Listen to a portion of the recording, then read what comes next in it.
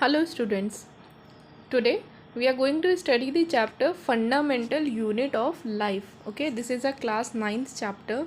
Okay, so let us start our chapter. Let us discuss few of the questions which will be clearing your concepts. Okay, so the chapter is Fundamental Unit of Life. So सबसे पहले हम लोग discuss करते हैं what is life. What is life? Life क्या होती है? आप लाइफ दो तरीके से बता सकते हैं, एक फ़िलोसफिकल तरीके से और एक बता सकते हैं आप किस तरीके से कि कवि ऐसा कहना चाहते हैं, लेकिन हमें तो साइंस की तरीके से देखना है। तो साइंटिफिकली लाइफ क्या होती है?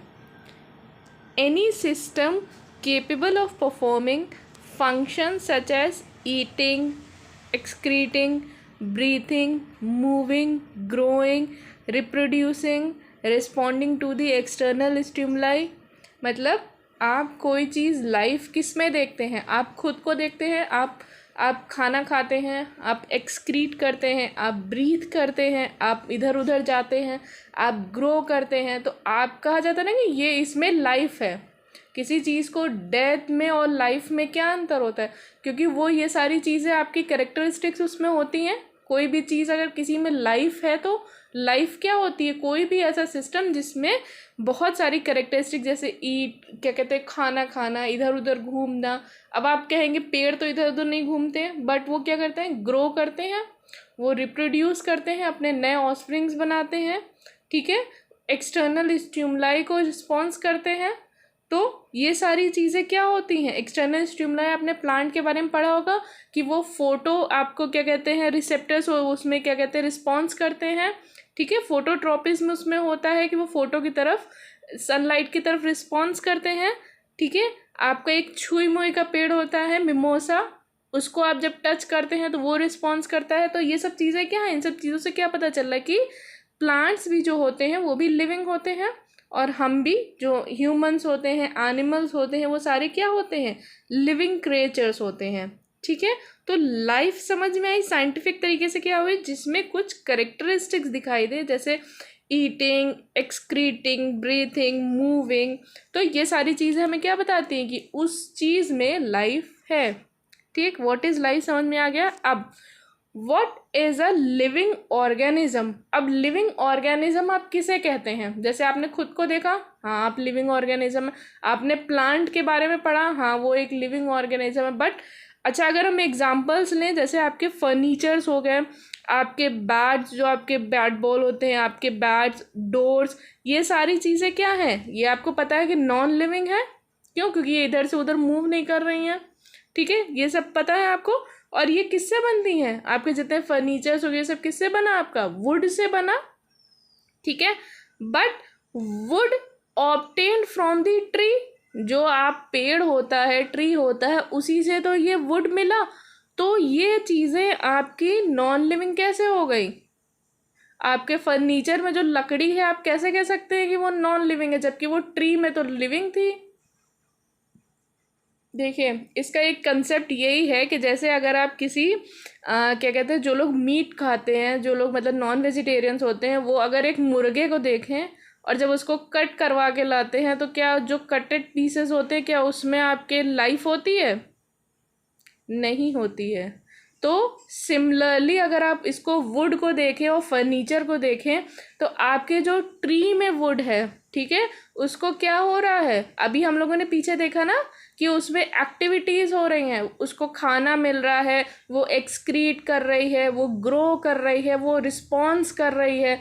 तो जब एक चीज़, आपकी जो ट्री है वो लिविंग क्यों है? जब तक वो वुड ट्री के अंदर है, उसको सारी चीज़ें मिल रही हैं, उसमें लिविंग एक्टिविटीज़ हो रही हैं, इसलिए वो लिविंग है। और जब वो प्लांट ट्री से कट हो गई तो उसको तो वहाँ कोई चीज़ सप्लाई नहीं हो रही है, ठीक है। आपने लोअर क्लासेस में भी आपने न्यूट्रिशंस पढ़ चुके हैं कि उसको सप्लाई ऑफ न्यूट्रिएंट होते हैं, उसमें वेरियस एक्टिविटीज़ होती हैं, ट्रांसपोर्टेशन। तो ये सारी चीज़ें क्या हो गई? ये सारी चीज़ें क्या बता रही कि जो ट्री में वुड है वो लिविंग है, लेकिन जब वो उससे कट हो गई तो क्या हो गई? उसमें तो कोई चीज़ का सप्लाई नहीं हो रहा है, तो वो क्या हो गई? नॉन लिविंग हो गई, ठीक है। तो लिविंग चीज़ों का हमने क्या समझा, जब तक कि उसमें एक्टिविटीज़ नहीं हो रही हैं, उसमें आप जब तक वो ट्री में थी वो उसमें सप्लाई ऑफ न्यूट्रिएंट, जैसे आप मीट देखेंगे जब तक वो एक होल चिकन था तो उसमें क्या हो रहा था, वो खाना भी खा रहा था, उसमें ब्लड सर्कुलेशन भी हो रहा था, उसमें सारी एक्टिविटीज़ हो रही थी। लेकिन जब वो कट जाएगा तो उसमें क्या हो जाएगा, उसके सारे पार्ट्स अलग हो जाएंगे, वो क्या हो गया, वो नॉन लिविंग हो गया। ठीक है, वैसे ही आपके क्या हो गई, जो वुड थी वो जब ट्री से अलग हो गई तो क्या हो गई, नॉन लिविंग। तो इसका कंक्लूजन क्या मिला, लिविंग थिंग्स में जब वो तभी तक लिविंग है जब तक उसमें सर्टेन एक्टिविटीज़ हो रही हैं। ठीक है, तो अब इस क्वेश्चन का क्या रिजल्ट निकला, why do you consider something living, हम किसी चीज़ को लिविंग कब कंसिडर करते हैं। जैसे हमने पीछे देखा, आप जो आपके फर्नीचर में लकड़ी है उसे लिविंग क्यों नहीं कंसिडर कर रहे, क्यों, क्योंकि वो कोई लिविंग एक्टिविटीज़ नहीं कर रही हैं, उसके अंदर कोई एक्टिविटी नहीं हो रही है। ठीक है, वो ना उसको ना न्यूट्रिएंट्स मिल रहे हैं, ना उसमें ग्रोथ हो रही है, कुछ नहीं हो रही है। तो ये एक कंसेप्ट आप बिल्कुल रट लीजिए, लिविंग थिंग्स का मेन जो कंसेप्ट है, the property of self regulation at fundamental level. ये चीज़ आप अभी 9th में पढ़िए, 10th में पढ़िए, जब तक पढ़िए ये आप बेसिक रखिए लाइफ प्रोसेस का, कि self regulation at fundamental level. जब तक आपके फंडामेंटल लेवल है, मतलब जब आपके जो वुड थी वो ट्री में थी, उसको सप्लाई ऑफ न्यूट्रिएंट्स हो रही थी, वो खाना बना रहा था, वो हर चीज़ अपने सारी लिविंग एक्सरसाइजेस कर रहा था, वो अपने आप को सेल्फ रेगुलेट कर रहा था, किस पे, फंडामेंटल लेवल पे। ठीक है, तो तब तक वो क्या था, लिविंग था। जब उसमें वो चीज़ें बंद हो जाएंगी, उसके फंडामेंटल लेवल पे कोई एक्टिविटी नहीं होगी, तो क्या होगा, वो नॉन लिविंग हो जाएगा। ठीक है, समझ गए लिविंग और नॉन लिविंग में क्या अंतर होता है। लिविंग का मतलब क्या हो गया, वो चीज़ अपने आप को सेल्फ रेगुलेट कर रही है, अपने आप को कोऑर्डिनेट कर रही है। देखो सेल्फ रेगुलेशन के क्या मतलब, देखो हर चीज़, आप अगर लिविंग के कैरेक्टरिस्टिक्स देखेंगे तो आपने बोला मूविंग और ईटिंग, जब इंसान सो रहा है तब तो वो मूव और ईट नहीं कर रहा, फिर भी वो लिविंग है। ठीक है, आप अगर क्या कहते हैं कंसिडर करें आप सेल्फ कॉन्शियसनेस, तो अगर इंसान कोमा में है तो वो अपने क्या कहते हैं, आप उसको कोई भी चीज़ छुआइए, कुछ करिए तो वो रिस्पॉन्स नहीं करेगा। तो बहुत सारे एक्सेप्शंस होते हैं हर एक लिविंग कैरेक्टरिस्टिक में। ठीक है, रिप्रोडक्शन में होता है, कुछ होते हैं आपके जैसे आपके वर्कर बीज हो गए, वो रिप्रोड्यूस नहीं करते हैं, तो क्या वो लिविंग नहीं हुए, ऐसा नहीं है। तो हर एक लिविंग कैरेक्टरिस्टिक में आपके कुछ ना कुछ एक्सेप्शंस हैं, बट आपका जो सेल्फ रेगुलेशन है इसको और माइन्यूटली डिफाइन आप आगे हायर क्लासेस में करेंगे, बट आप अभी समझिए कि self regulation at fundamental level, fundamental level पे जब तक सेल्फ रेगुलेशन हो रहा है, मेटाबॉलिज्म हो रहा है, अलग अलग एक्टिविटीज़ हो रही हैं, तब तक वो चीज़ लिविंग है। समझ में आ गई। पहले हम लोगों ने क्या देखा, लाइफ क्या होती है, लाइफ का मतलब उसमें वेरियस जनरल हम देखें लाइफ क्या होती है, कोई चीज़ में लाइफ कब है, वो मूव कर रहा है, ईट कर रहा है, ये सब चीज़ें कर रहा है। बट अब हमने देखा कि एक ट्री में जब तक वुड थी तो वो तो मतलब लिविंग थी, जब वो उससे कट हो गई तो वो नॉन लिविंग हो गई। क्यों, क्योंकि जब तक वो ट्री में थी उसको न्यूट्रिएंट्स मिल रहे थे, वो वेरियस लिविंग एक्टिविटीज़ कर रही थी, वो ग्रो कर रही थी, रिप्रोड्यूस कर रही थी। ठीक है, बट जैसे ही उसको ट्री से काट दिया गया तो क्या हुआ, उसको सप्लाई नहीं हुआ न्यूट्रिएंट्स का, उसको वो चीज़ क्या हो गई, वो डेड हो गई।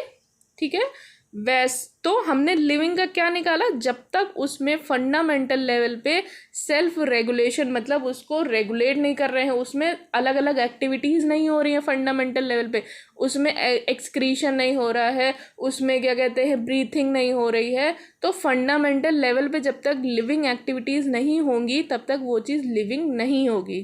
ठीक, अब ये फंडामेंटल लेवल है क्या लिविंग का, आपने पढ़ा self regulation at fundamental level, fundamental level पे मतलब उसमें एक्टिविटीज़ होनी चाहिए जो लिविंग में है। जैसे आप ब्रीथ कर रहे हैं, आप क्या कहते हैं, आपको एनर्जी की ज़रूरत है, आप फूड ले रहे हैं, आप एक्सक्रीट कर रहे हैं, आपके पास ब्रेन है, तो ये चीज़ें लिविंग की कैरेक्टरिस्टिक है। अब फंडामेंटल लेवल पे भी ये सारी चीज़ें होनी चाहिए। तो पहले तो हम समझे कि फंडामेंटल लेवल क्या होता है। देखो फंडामेंटल यूनिट क्या होती है? जैसे आपकी कोई बिल्डिंग हो गई तो उसकी फंडामेंटल यूनिट क्या हुई? ब्रिक। एक एक ब्रिक लगा के वो बिल्डिंग बनी होगी। आपने फाइबर्स वाला चैप्टर पढ़ा है, ठीक है? आपने फाइबर्स में देखा कि फाइबर्स मिला मिला के एक फैब्रिक बन जाता है, ठीक है? फाइबर से यान बना, यान से फैब्रिक बना, तो क्या वो यूनिट, बेसिक यूनिट क्या है? फंडामेंटल यूनिट फाइबर्स जो हमने एक्सट्रैक्ट किए, ठीक है? तो फंडामेंटल यूनिट क्या हुई? मतलब सबसे छोटी इकाई जिसको जोड़ जोड़ के उसकी लार्जर यूनिट बनती है। अब जो चैप्टर का नेम है फंडामेंटल यूनिट ऑफ लाइफ, वो क्या है? What is the fundamental unit of life? Life हमने देखी क्या होती है, उसमें self regulation at fundamental level होना चाहिए, उसमें फंडामेंटल लेवल पे सारी एक्टिविटीज होनी चाहिए। तो फंडामेंटल लेवल क्या हुआ? सेल। जैसे आपने ब्रिक पढ़ा बिल्डिंग के लिए, फाइबर्स पढ़ा आपने फैब्रिक के लिए, जो सेल होता है वो किसी भी लिविंग थिंग का सबसे स्मॉलेस्ट यूनिट होता है, ठीक है? सेल क्या है? सेल आपका सबसे स्मॉलेस्ट यूनिट है, फंडामेंटल यूनिट ऑफ लाइफ है। क्यों? क्योंकि लाइफ के लिए क्या चाहिए? वेरियस एक्टिविटीज़ चाहिए, और वो एक्टिविटीज़ लिविंग थिंग्स में होती हैं। वो किस में होनी चाहिए? फंडामेंटल यूनिट सेल में, ठीक है? सेल ही जब अपने आप को फंक्शनिंग करेगा तब जाके एक मल्टी सेलुलर ऑर्गेनिज्म काम करेगा, ठीक है? आपने यूनिसेलुलर मल्टी सेलुलर पढ़ा है। यूनिसेलुलर मतलब एक ही सेल में वो सारे काम कर रहा है, मल्टी सेलुलर मतलब बहुत सारे सेल मिलके एक ऑर्गेनिज्म बना रहे हैं, ठीक? तो सेल क्या हुआ? Cell is the structural and functional unit of life. अब आप स्ट्रक्चरल तो समझ गए, स्ट्रक्चर मतलब जैसे आप ह्यूमन बीइंग हैं, आप एक एक सेल से मिल के बने हुए होंगे, ठीक है? आप कोई भी एनिमल है वो बहुत सारे सेल्स से मिल के बना हुआ होगा, तो उसकी फंडामेंटल यूनिट स्ट्रक्चर की उसकी क्या हुई? एक सेल, ठीक है? अब फंक्शनल यूनिट का क्या मतलब होता है? फंक्शनल यूनिट का क्या मतलब हुआ कि उसके जो भी ऑल ओवर फंक्शन हो रहे हैं उसकी भी यूनिट वही है। मतलब आप जो ऑल ओवर फंक्शन बॉडी में कर रहे हैं, जब तक वो आपके एक सेलुलर लेवल पे नहीं होंगे तो आप ऑल ओवर फंक्शन कैसे कर सकते हैं? तो स्ट्रक्चरल भी है, फंक्शनल भी है, मतलब जब तक वो नहीं फंक्शन करेगा आप नहीं फंक्शन कर सकते हैं, ठीक है? तो इस चीज़ से एक कंक्लूजन निकालिए कि आपके बॉडी में जितने ऑर्गन्स होने चाहिए, जितनी एक्टिविटीज़ होनी चाहिए, वो एक सेल में भी होनी चाहिए, क्योंकि जब तक वो फंक्शनल यूनिट नहीं होगी तो आप कैसे फंक्शन करेंगे? तो एक जनरल हम लोग डायग्राम देखते हैं सेल का, ठीक है? This is a cell.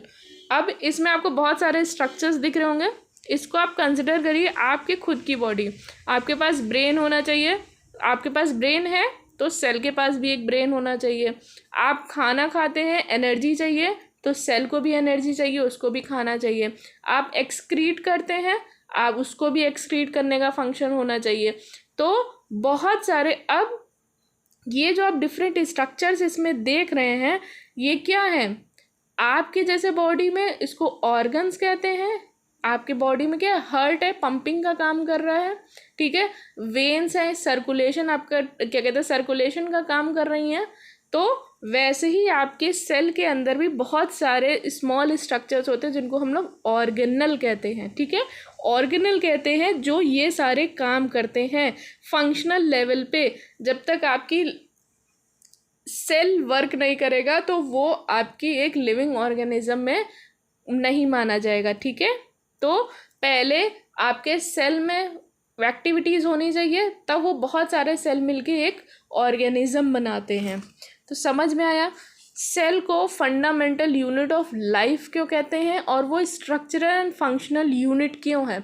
क्योंकि स्ट्रक्चरल भी वो एक एक जोड़ के बनाते हैं, और फंक्शंस में भी सारे फंक्शंस उसके अंदर होते, वो सारे मिल के आपके पूरे एक ऑर्गेनिजम्स के फंक्शन को कोऑर्डिनेट करते हैं। समझ में आ गया? लिविंग और नॉन लिविंग में क्या अंतर होता है? नॉन लिविंग चीज़ अपनी सेल्फ रेगुलेटिंग नहीं होती है, ठीक है? वो सेल्फ रेगुलेशन नहीं कर सकती। जैसे वुड में है, आपकी जो फर्नीचर में वुड है उसमें ग्रोथ नहीं हो रही है, उसको न्यूट्रिएंट्स की ज़रूरत नहीं है, उसको कोई उसकी लिविंग एक्टिविटीज़ नहीं हो रही, बट जब तक वो ट्री के अंदर है उसको न्यूट्रिएंट्स भी चाहिए, उसको एनर्जी भी चाहिए, वो ग्रो भी कर रहा है, ठीक है? फिर अब सेल क्या हुआ? सेल आपका इन्हीं जो लाइफ है उसकी यूनिट है, क्योंकि सबसे पहले उसी से ही एक्टिविटीज़ स्टार्ट होती हैं। क्लियर? सेल का कंसेप्ट समझ में आ गया कि उसे फंडामेंटल यूनिट ऑफ लाइफ क्यों कहते हैं, लाइफ प्रोसेस क्या होते हैं। ठीक है, thank you class. I hope आपको ये कंसेप्ट समझ में आए होंगे। अब कल हम लोग पढ़ेंगे कि सेल डिस्कवरी कैसे हुई, उसमें कौन कौन से साइंटिस्ट थे जिन्होंने एडवांसमेंट किया है। ठीक है, so hope you like the video, like comment and subscribe for the video and press the bell icon, जिससे आपको अगले वीडियो का नोटिफिकेशन आ जाए। Thank you so much.